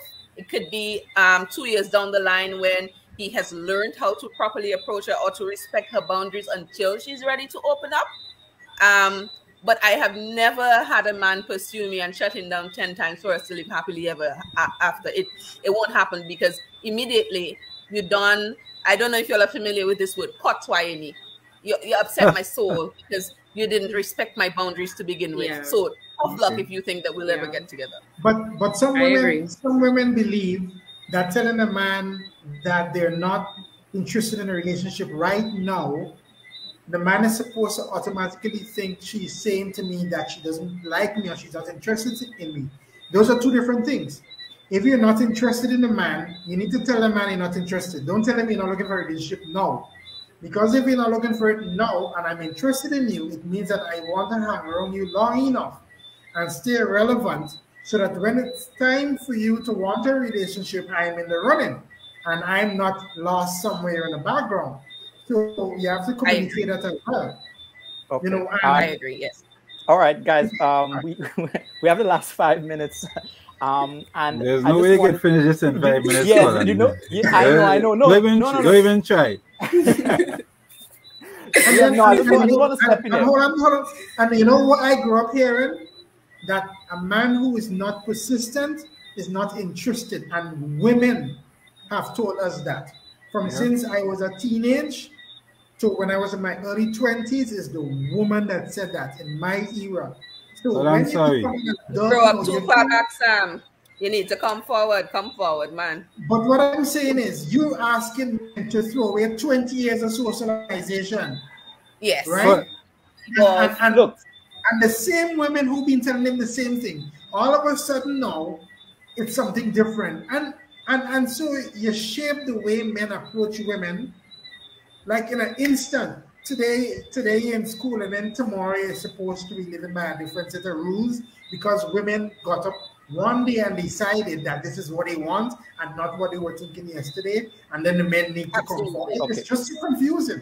All right, let me just come in here, guys. We got 5 minutes, guys. We cannot flesh out this topic in one show. All right, I want to just use this last 5 minutes here, just to look. I had a list of questions, but this conversation was just way too interesting to cut it. I had to continue. Yeah. All right, guys, I appreciate you guys. And the feedback in the comment section, I really appreciate our viewing audience as well. But I just want to take the opportunity to ask a question very briefly. I just want to get the responses from our guests. All right, so you have a situation where you have a man and a woman in a relationship. The woman is a higher income earner, right? Yes, that is something that's happening in a lot of relationships. Do you think that as a man, having the smaller income have a say in how that woman spends her money? I don't know. You'll give your opinions on that. Bear in mind that she's a higher income earner. Who's supposed to go first? Oh no! Well, ladies first. I mean, okay. Well, I don't know. I think it's goes without saying, huh? Not my money. Let's go. Not your money. Not my money. Even if I was the lower income, I make it a habit not to tell people what to do with their money. I don't need anybody to tell me what to do with my money. If we're in a relationship, we can have a household budget.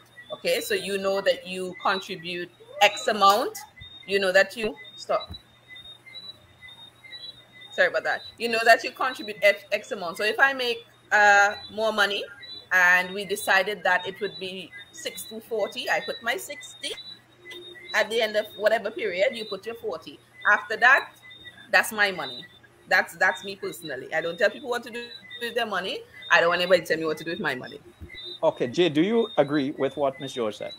Yeah, I mean, mostly, I think whether or not, even if it was the man who's the higher earner, I would say the same thing. Because my thing is that once the household itself has what it needs, it has groceries, it has, travel money or whatever else is deemed to be expensive. If I'm making that ton of money and I say I want to buy a brand name purse after we've done all those other bills, you can't tell me no. All right, Monty, just very quickly, please. Very quickly, come on. Yes. It's amazing how in these scenarios, how we always take the best scenario to create that narrative. How about if, let's say you're the higher income earner, right? How about if you decided to make a bad decision that is going to affect me, right? Even if I'm the smaller income earner, right? And then I am the one that have to assist you to dig you out of that hole, right? So to hear this to me is it's totally unacceptable. If you are in a marriage, or if you're in a committed relationship, person needs to discuss finances, because at the end of the day, what you do, whether responsible or irresponsible, would affect me as well, right? And as a matter of fact, there's no such thing as your money is your money and my money is money. As a matter of fact, a lot of ladies like to say their money is their money and my money is we money. I'm not prescribing to that notion, right? Because at the end of the day, both of us going to feel the pinch when you make a bad decision, and I have to dig you out of that hole. So we have to discuss everything, and it matters not whether or not you are the higher income earner. But nobody. Go ahead, Jade. I was gonna say no one said that. We said if the household has what it needs, which means savings, which means groceries, which means rent if you are renting, the extra money that remains is still whoever is earning that money. No one is saying that you're gonna go and spend all your money gambling or something like that. We don't have money to pay rent, or we don't have a savings, or we don't have a car or something like that. The extra money. And nobody ever said that you shouldn't have a discussion either. We can have a discussion, but at the end of the day, if it's my money, I can make the decision to make. Again, you placed aside all your savings, all your household needs, so you know that you're secure. If there's additional money that I have earned, then what gives you the right to tell me how to use it? I think the problem is that we're speaking of dating, and because the last time I checked, when we go into and I'm by no means I'm not the most religious person, but when you go into a marriage, the two becomes one, right? And I understand that people don't take it literally, but the reality is that you cannot talk about if there's extra, it remains the higher income earners' money. That is ridiculous. All right, it is a ridiculous notion. Monty, let me come in here. All right, guys. Right now we're past the 9:30 mark, but this conversation is interesting. Panelists, are you able to go another half an hour? I think in the comment section, guys, just indicate if you like us to go for another half an hour. Come on, there's no rules here. I could go for another hour. But guys, in the comment section, just drop a like, drop a comment. This is your time to ask questions now. I want to entertain this particular question. If this was now flipped, so you have the woman now the man now is a higher income earner in a relationship. I want to hear from the women. Well, I was just about to address that because someone said that in the comments. Would we be having the same discussion with such vigor about whose money it is? But we already said it's the You think she's frozen? Yeah, she's frozen. Oh, she's frozen. Oh, she's frozen. Okay, she's back now. Okay. Miss George, if you can.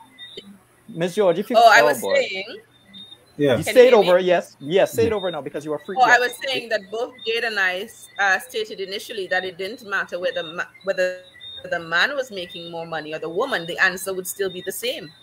Because as I said before, I don't tell people what to do with their money. As long as the household is secure, then you do whatever you need to do. As long as it doesn't dig us into a hole, which again, Monty, that discussion would have to be had. But again, at the end of the day, it's your money. Yeah, I agree. You worked for it. I can come and tell you. Monty, I see you shaking your head. Sam, I see you're holding your head, boy. I don't know. I would say it depends on where the relationship is, if you're married or not, and certain discussions. Because I would tell you that in my household, there's no my money and your money. Exactly. And I don't look back when it comes to money. But it seems as though if women in some relationships are making more, they're going to make that distinction. And that is where things going to really change. And I don't believe, because why I like it that way is that sometimes people feel that they're not valued based on what they bring into the relationship. And because at the end of the day, if we were to say my money and your money, and I have $10,000 left at the end of the month, and you have $10, and you see me doing certain things because the rest is my money, and you can't do that, that is going to cause a lot of problems, especially with cooking. Of course. So you can't tell me that's not going to affect a relationship. Of course. Of course. So that is why I believe that here we have, I especially if you're married, that's just my philosophy, right? Because we're supposed to be working towards a common goal. And if you hiding money, and I think we don't have this money, and then we ought to be doing extra because we wanna put up, build some apartments and whatnot. And I'm thinking we have no money, and you have your money stashed away in some kind of corner, and it creates problems. And if it's the man that's making a woman feel less because she earns less, and then she cries out, and people say, "Oh, the man taking advantage, and he doesn't give her money to do this and that." But it seems as though, and it's not the first time I'm hearing it, that a lot of women want their money to be their money and the man money to be our money. Exactly. But nobody hiding money, Sam. Nobody hiding money. You're not hiding money. You know how much Women always hiding money. Women always hiding money. You already know how much I make. The grandmother's been hiding money. Guys, hold on, guys, hold on. Miss George, just say what you're saying. No, I'm saying nobody's hiding money. If you're in a relationship, if you're in a marriage, you already know how much money I make. That would have been a discussion that we would have had when we were budgeting, when we got together. You know, I make this amount. I know you make this amount. We budget for household needs. We budget for saving. At the end of that, you're telling me I still cannot spend my own money, what's left of my own money, the way I want to spend it. It's not to say that if you have a plan, for example, as Sam said, that you guys want to invest in an apartment building or something, you can come to me and say, babe, I was thinking that we could have done that with the extra money that you're making, and we have a discussion and we come to an agreement. But for you to wholeheartedly say after we don't think up a budget, save that my money is your money, no, it ain't. But that's the same discussion we're asking you to have in the first place. But that's what I said. But that's what we were saying, Sam. Yes. No, but that's what we were saying, Sam. We never said not to have a discussion. The discussion must be had. I believe that when it comes to finances or anything else in the relationship, a discussion must be had. So you can't sit there hiding money because you already know what I make. You would know what is left back because that's how we work. Some people don't even disclose to the partner how much they should. You see, because we're in wrong relationships. We're in relationships with people for the wrong reason. We value the wrong things, and that's on us individually. So you're saying that if the man, at the end of the month, he buys a bike and and you have no money, right? And then he goes out and he says, "Watch, I feel like going and do X, Y, Z," and he gone up car with the boys and them, and he just because it's his money that leave back. But Sam, I wouldn't have had no money. It would not have been a situation for me personally where I would not have had any money, because we would have already discussed that. We know how much money it takes for us to go through the month. So if I say, okay, $500 for you, we have this spending money, we have this one, we already put that aside. I'm saying after all that, if I still have extra money, then you can't tell me. And you know, the thing is, most times women who truly love a man, when we have additional money, we don't necessarily spend it on ourselves. No, it's still the man we spend the money on. It's still the man. Oh, you'd be like, oh, you know, he said he wanted this. I like the fact that you said women that truly love a man. Ms. Trem, I want to come in on this conversation here. Yes, I just want to reiterate what Ms. George is saying, which is that we're not saying that I'm going to have $2,000 left and you have $10 left. We're saying we're budgeting, which means if you need, let's say, $500 for the month for traveling, for food, for etc., that is already put aside.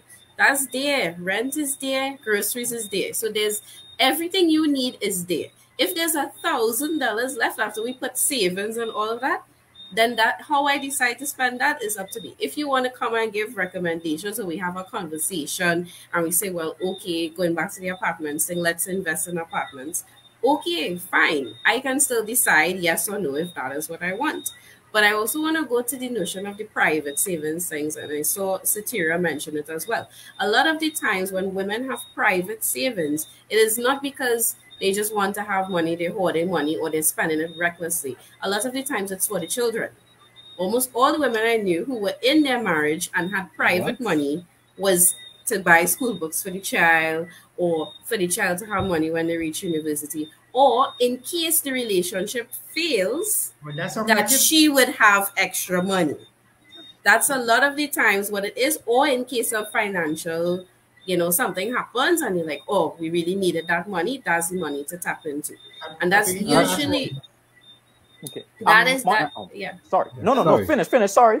My I was going to say finish. That actually has happened a lot historically, and that is because even though in the past men might have been more of the head of the household or the breadwinner, at the end of the day, financial decisions a lot of the times would be between the two of them, because it's the woman who has to go to do the groceries, it's the woman who has to get the school books for the child, and she might say, okay, let's have like some rainy day money or something for the child.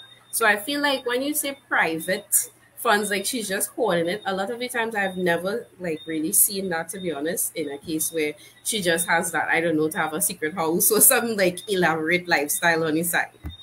Okay. But I did not. Can I ask a question? Yes. Just give me one second.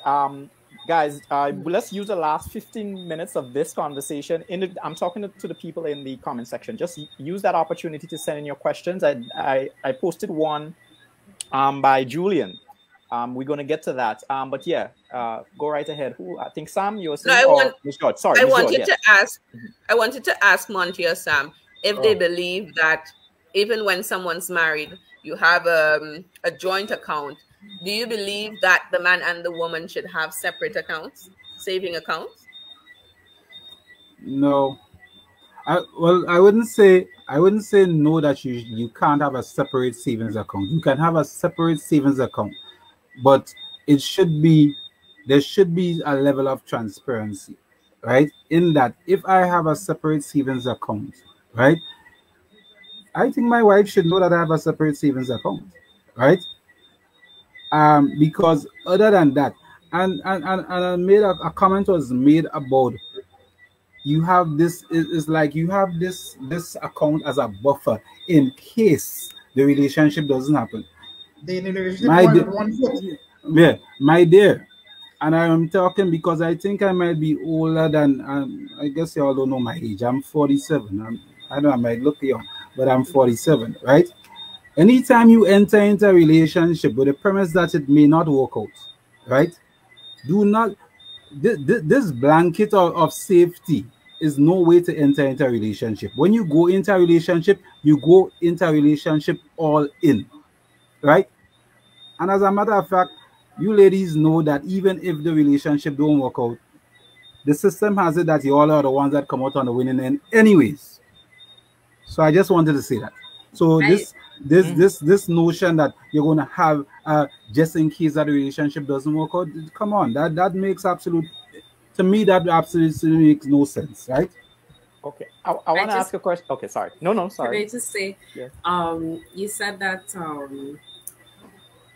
okay, that idea actually is not a new idea. I just want to say that, like, my grandmother's the idea of having a private savings account. I never said it was a new idea. Like, yeah, you said that it's a fail safe that young people enter into. Well, no, I never said it was a new idea. It's a fail safe, but I never said it was a new idea.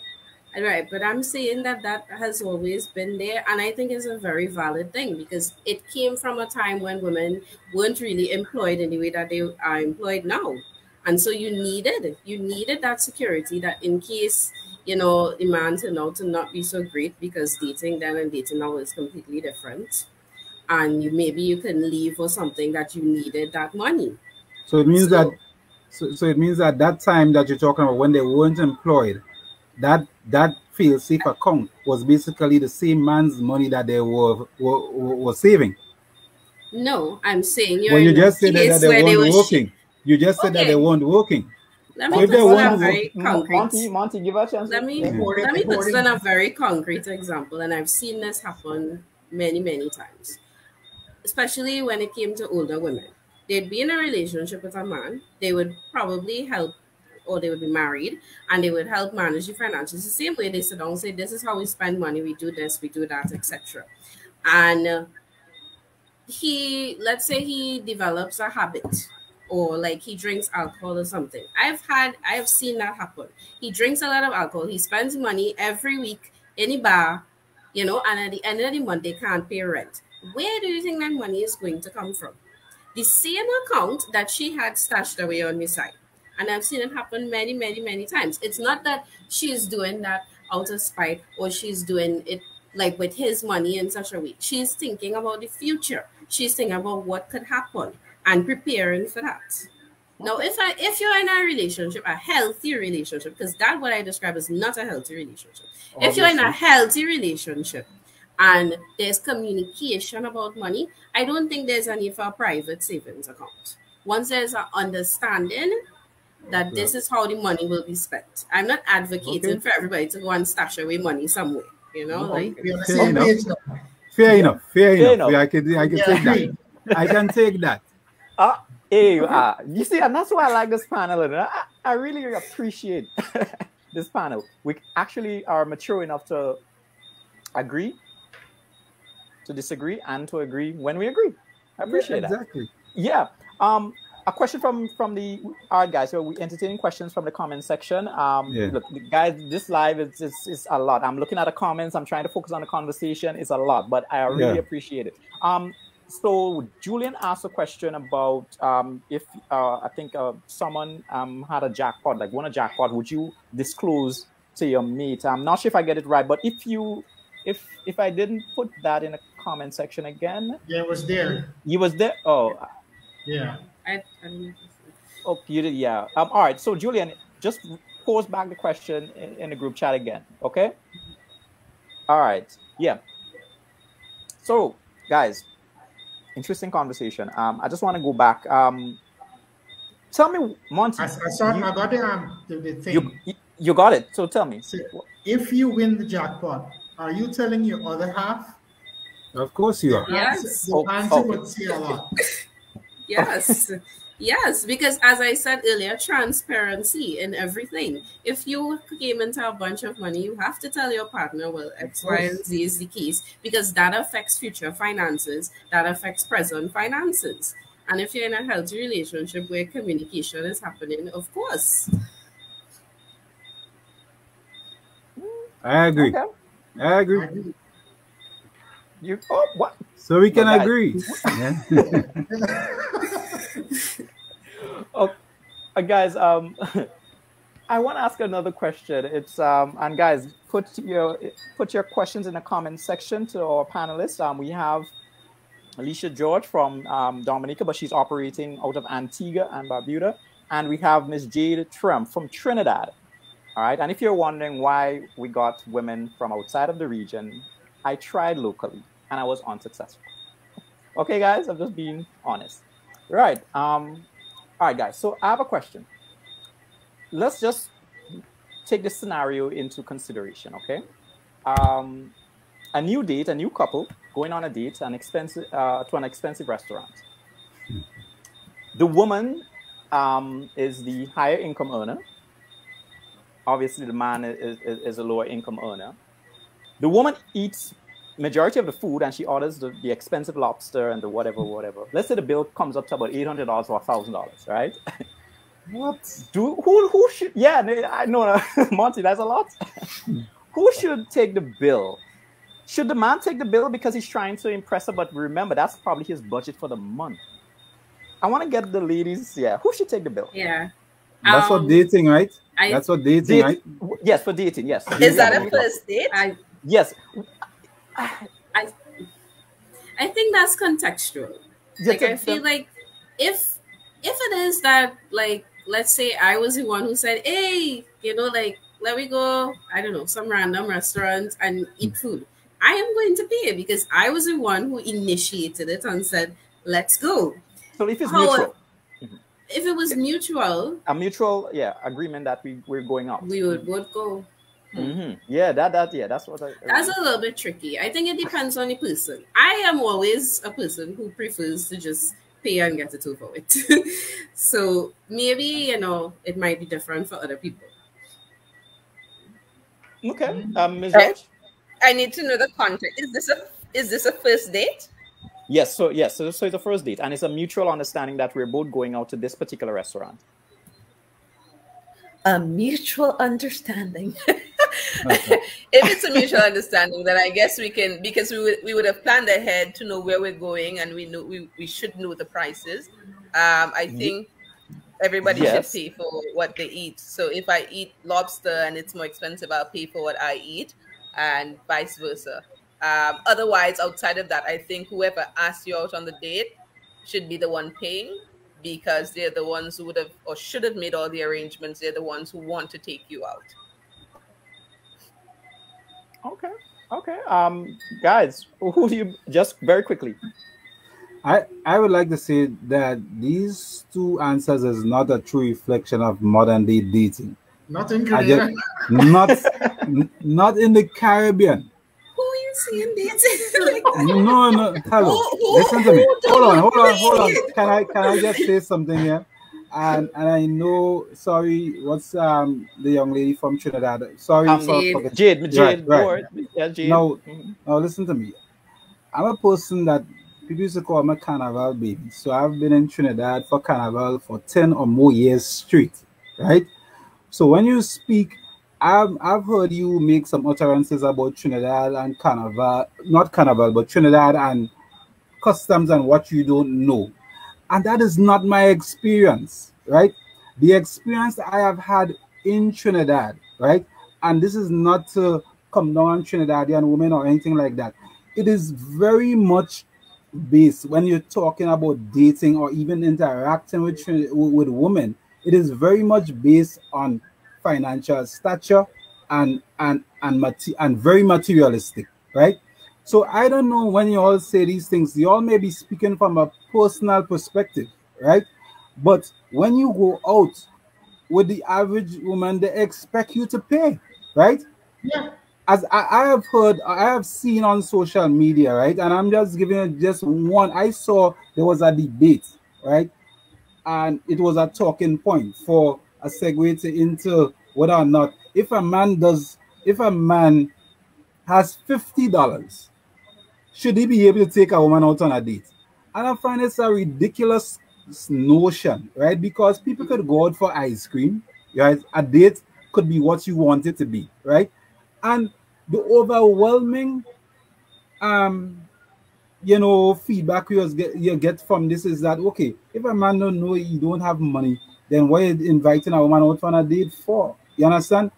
And it's always easy to say and sometimes in these forums that, okay, yes, you go do half if you eat more, whatever it is, but that is not the everyday eventualities of what happens, right? Okay. Women expect you when you go out on a date, if you invite a woman out on a date, because I always say that, yes, women may control relationship, but men control marriage, right? And when you do get that breakthrough, and you get that woman to agree to go out with you on a date, they expect you to pay, right? Okay, Monty, all right, so...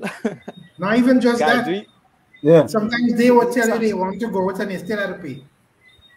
Exactly. Okay. Yes. And I would tell any man listening, don't fall into that trap.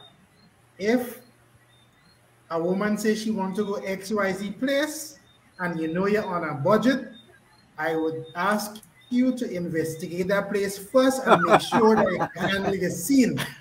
All that is part of life, and you need to prepare yourself for life. Don't be foolish and just go and sit down in a place and it's a big price tag. You understand? Okay. If a woman say, no, I just saying, because them a lot of fellas just get hold with that.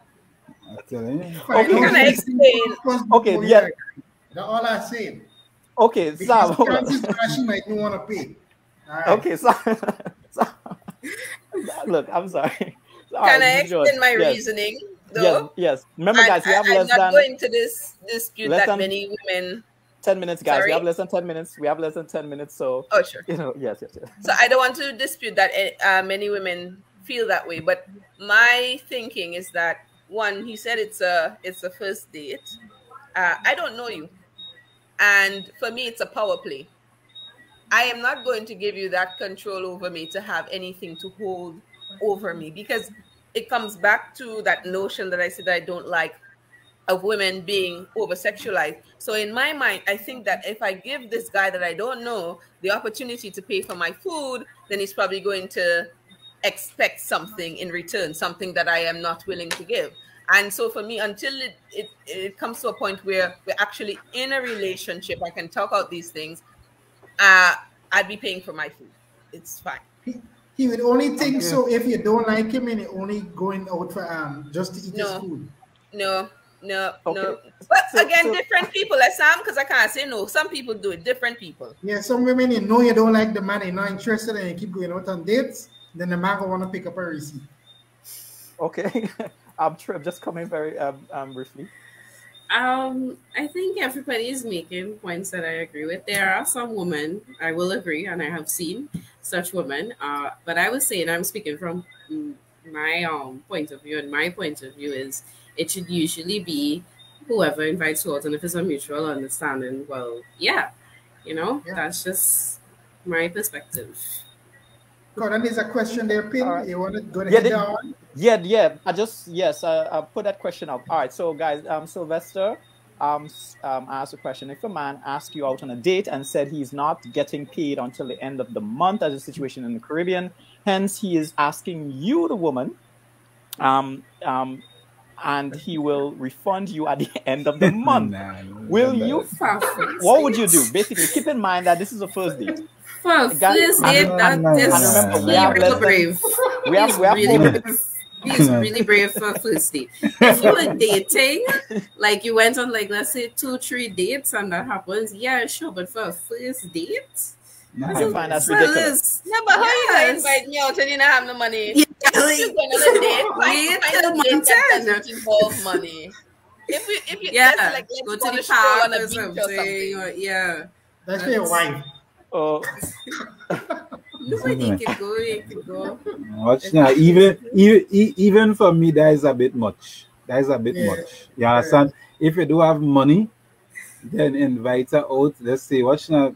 Let me go to the beach, or let me go somewhere to a park, and we can sit down and talk where there's not a serious financial implication. Yeah, I think that if the woman is someone that is interested and she's not, I don't want to use that term.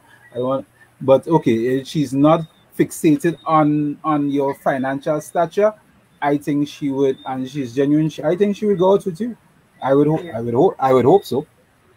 Just to add to that, as we're talking about modern relationships, the cheapest date right now is a virtual date. So like there's also that possible. If you're now meeting someone and you're getting to know them, I don't see an issue with a first date being virtual. You can sit in your home, you can talk, and you can do all those things. Serious? Yeah. Serious? Like, hold on. Guys, we got 3 minutes. 3 minutes. Let me put it this way, right? And maybe I'm old school, but there's too many unknowns when you're talking virtual. People pretend to be not what they're not, right? So I think a first date should always be a face-to-face. You look somebody on first dates all the time. No, they may lie on first dates, but there's such a thing called body language, right? And you have to be able to look people square in the eyes and know where they're coming from. I understand, and I think it might be a generational thing, and that's why I love this conversation, because I'm hoping that I can impart some experience onto younger people like you, because I know a lot. I think to some degree you're still misinformed. You understand? You have to use it's learning, right? And that's why if you realize every comment I've made, I always talk from the perspective of being married and family, because, and I will tell you this as a fact, right? Because I went through it. If you, as in a relationship, right, has laid that strong foundation. So when you and you're married and you have your children and you make that strong foundation, when they become teenagers, they they're going to try to say, okay, you're teenagers, they figure they know more than you. Once you have less than a minute. Yeah, but guarantee you this: once you have laid that solid foundation, they will return to it later on in life. They would go back to it. You understand? So I always say, you have to, let me not take up your time. Yes. All right, guys. First of all, I just want to apologize in the comment section. I know y'all, I'm sorry. Y'all needed a half an hour to get your questions out, and I did not. I just wasn't expecting all of these comments. And Julian, yeah, you cannot bash me for not being able to multitask. Trust me, I am supposed to be the moderator, and we're supposed to have a technical director to deal with the comments. But, with COVID, we have to do things virtual. But anyway, guys, I appreciate you. Monty, for being frank. Sam, for being frank and outspoken. And the women, I think y'all handle yourselves well. Like Sam for being Sam. As we should. as you should. I really, really like to thank you all. Interesting conversation, and trust me, I think we're going to have to hash out a couple of things in another segment of Gender Feud. What grinds my gears, eh? Yeah, absolutely. All right. So there's never enough time, huh? There's never enough time, I know. Yeah, there's never enough time. All right. So just closing comments. Let's start with the ladies. Closing comments, Ms. Trim. From your perspective. I just want to say it was a very excellent discussion. Lots of different points of view, but I think the thing I liked the most was that we were still able to find some common ground despite that we had disagreed on some things. So it was great. Yeah. Wonderful. Ms. George, what do you think of the conversation? And yes, I agree. What are your takeaways? Yeah. My takeaway is that people are very, very, very different and expect different things out of relationships in different situations. And for me, one of the things is that perhaps men don't quite understand where women are coming from in terms of them saying things are being over-sexualized. So say like, oh, if I touch your hand, you're going to say I'm assaulting you. But it's a whole psyche for women who have to go through things every day. But I did appreciate the conversation, and I'm looking forward to a part 2. Don't worry, there will be. Trust me, because I have to now satisfy the comment section. So I have to now go through the comments to get the questions out. All right, Monty, very quickly. Okay, so I would like to close by saying, guys, girls, one of the most important decisions you will ever make in life is picking a partner, right? And because it's something so important, because it's a catalyst for the rest of your life, you should pay closer attention to choosing who that mate is going to be, who you're going to be mating with, right? So if you decide that you want to choose the bad guy that have the pants from his waist, not to throw anybody with pants from their waist under the bus, then deal with the consequences of it, right? So, because at the end of the day, this is somebody, if you really want to spend the rest of your life with, you need to be able to make a calculated and sound decision. If you don't do that, then don't come later on and say men bad. You understand? Because if you make that decision and you make that superficial decision based on how they dress and how they is, then you have to deal with what it comes with. Right. All right. And Sam, closing comments from you. I would say what you mean what you say, communicate, especially when it comes to relationship. If you want one or if you don't want one, you should say so and put things out in the open, in the earlies. Stop trying to overcompensate when you meet somebody because it's going to bite you in the tail, in the back end. So be your true, authentic self and let that person like you for who you are, because you want two happy people in a relationship and not one person trying to change the other, or you feel you can change the next person, and there's this tug of war. So let's embrace each other's differences and talk. Wonderful. All right, guys. Well, this comes to the Few Good Men conversation on relationship and dating in the modern era has come to an end. We appreciate you in the comment section. I appreciate you, panelists, for choosing to come on. Great conversation, and definitely we will be fleshing out this in a part 2. All right, guys. So have a wonderful weekend. and good night. Good night.